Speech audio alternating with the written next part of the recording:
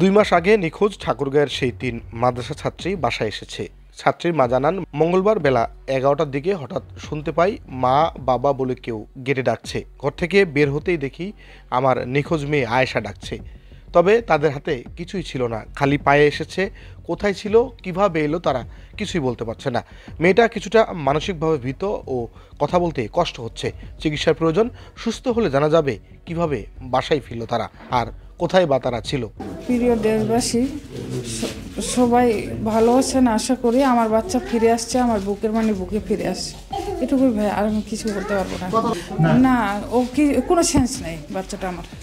ওর সাররা গেছে, বাকিরাও ওইভাবে আছে। হ্যাঁ, ওরা ফিরে আসছে। বাকি দুইজনে বাসায় গেছে, ডিবিরা এসপিরা ওখানে আছে। আল্লাহর কাছে লাখো লাখো শুকরিয়া, আল্লাহর কাছে অনেক শুকরিয়া আদায় করি যে আমার বুকের বুকে ফিরে দিচ্ছে। এটা আমি অনেক শুকরিয়া সব দেশবাসীর কাছে আমি যে আমার বাচ্চা ফিরে আসছে, আমি এটুকুই শুকরিয়া।